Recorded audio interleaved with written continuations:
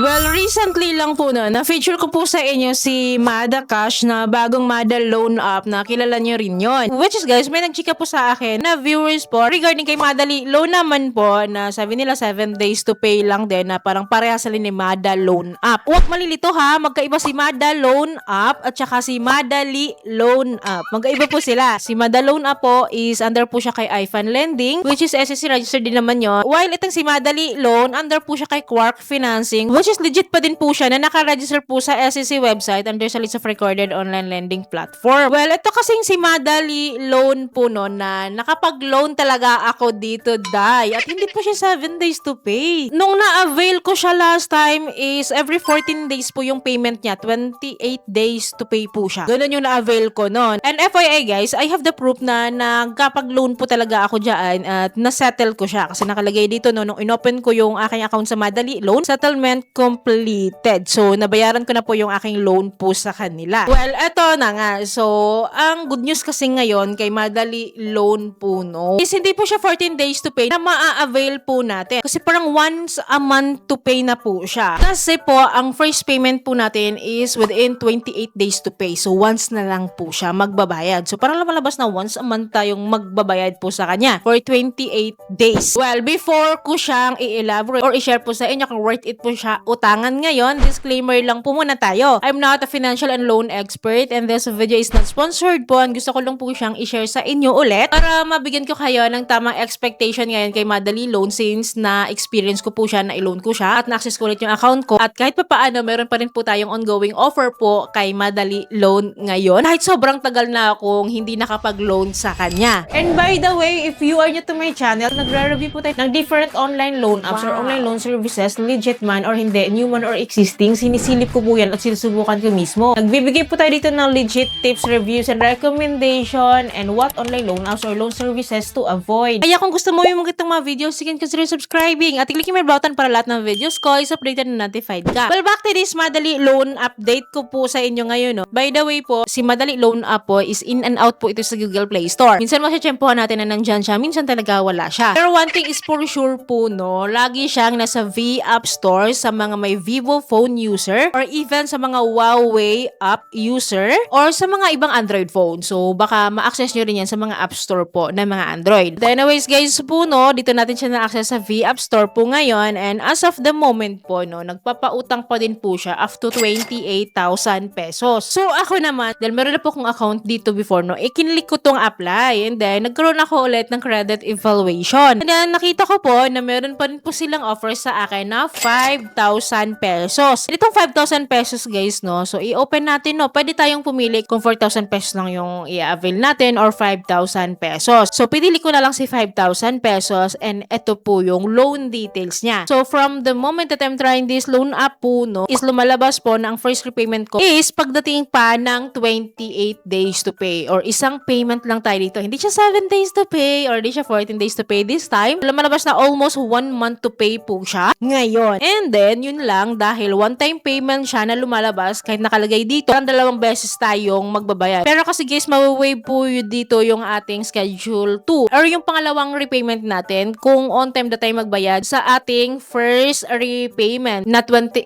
days to pay na isang beses lang. Wala kayo na ba sa inyo yung ganon? Kasi guys, wala malabas po no na yung interest rate po natin pala dito sa 5,000 pesos na loan amount po na avail po natin is nasa 980 pesos. Kasi 5,980 po yung babayaran or ibabalik po natin. So, kinumpute ko naman kung magkano yun. So, lumalabas po na nasa 19.6% po of our loan amount po. Yun po yung ibabalik or babayaran natin for 1 month to pay or for let us say 28 days to pay. Okay na ba sa inyo yung 19.6%? Kasi kung ang tatanungin nyo, mataas pa din naman yun. Pero kasi 28 days to pay naman ito. Mas mataas pa rin yung nag-offer ng mga 7 days to pay or mga 15 days to pay lang na interest rate. Pero syempre, hindi naman tayo natatapos dyan, no? Though, ganun nga, 28 days to pay po siya at may interest rate po siya sa atin worth 19.6%. Buo ba natin siyang matatanggap? Kasi yun yung magiging talagang question natin. Kasi hindi na sila lugi naman dito no? Hindi na sila lugi sa interest rate. O sakita nila sa atin. Kasi hindi na talaga. 5,000 nating loan amount, meron silang 980 pesos doon for 1 month to pay or for 28 days to pay. Paldo na rin sila nun. But anyways po, no, dito sa baba, don't worry, transparent naman sila. Hindi po pala natin siya buong matatanggap. Kasi 3,920 20 pesos po. Yung amount daw po na ma-receive natin, that is because of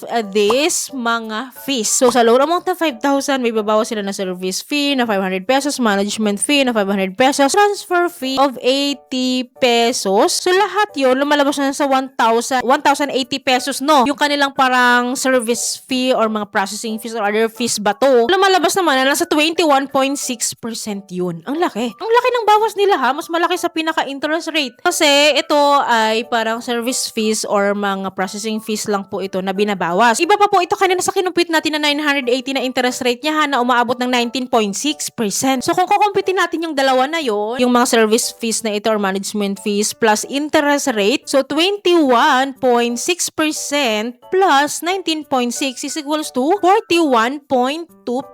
Lahat na to ha, effective interest rate to for 1 month to pay or for 28 days to pay. Yes, medyo long term siya ngayon. Hindi siya 7 days, hindi siya 14 days, hindi siya 15 days to pay. Pero same lang din ang kanilang interest rates. 41.2%. Mataas to. Sobrang taas nito. Almost half of our loan amount. So yun yung parang kita nila sa atin, 'di ba? Well, yes, okay siya. Sana kasi ako naman is na-experience ko nga po. Nakakautang naman. Truly, nakakautang naman talaga. Legit naman yun na fast disbursement din po ito. Hindi tayo pag-aantayin. Talagang ma-receive din agad natin. And kung ano po talaga yung sinabi nila dito, kung anong promise nila na amount na ma-receive po natin, yun po talaga yung ma-receive natin. Yes po, kasi sabi ko nga sa inyo na experience ko na to and wala naman din yun pinagkaiba. Anyways guys, if ever po na magkaroon pa tayo ng overdue or penalty dito, ito yung babayaran. Magkakaroon tayo ng 50 pesos per day na interest rate and then may overdue fine pa po siya, multa siya na 100 pesos. So yes, totoo din to. May ganito talaga silang pinapatong kasi ang daming ng mga loan up muna na overdue ako na meron talaga. May ganito talaga silang pinapatong which is yun yung magpapalobo lalo. Kaya if I were you guys, pag-isipan nyo mabuti no, itong si Madali Loan Up, though hindi siya 7 days to pay, pero grabe, sobrang taas. Hindi natin siya buong matatanggap and then sobrang taas ng interest rate niya, though ang benefits niya lang is 28 days to pay. Pero kung ako yung tatanungin nyo, hindi. It's a no for me pa din. Okay lang sana kung buo siyang matatanggap, kung interest rate lang sana yung parang niretain niya kasi sabi ko sa inyo, paldo na rin naman sila doon sa interest rate, 'di ba? Ang bilis lang din naman kaya ng araw. Mababahay ka na lang dito, ano? Do, yan, yes, yan yung po yung naging update natin kay Madali Loan. Well, again, pag-isipan nyo itong mabuti, ha? Kasi kung ako tatanungin nyo, hindi ko siya marirecommend. Pero, if ever po, no, na decidido kayo kung paano mag-apply dito, tingnan nyo na lang po yung process ng application ko. Yan, you can screenshot that one if ever na may gusto kayong malaman sa application at kung ano-ano yung mga IDs po na hinihingi nila. Though wala naman po silang income proof na kinukuha po sa atin. Everybody can apply dito. As of now po, yan pa din naman po yung process of application po nila kung paano po ako nag-apply. So anyways po, sino po nakapag-try kay Madali Loan Up po ngayon? You can comment down below po para aware din po iba nating viewers kasi iba-iba naman tayo dito no, ng offer and experiences. So don't worry guys, lagi naman ako mag-update sa inyo time to time. Okay, dapat po nakasubscribe kayo at i-click yung bell button para lahat ng videos ko is updated and notified po kayo. So yun lamang po, thank you for watching this video. See you in my next video. Bye!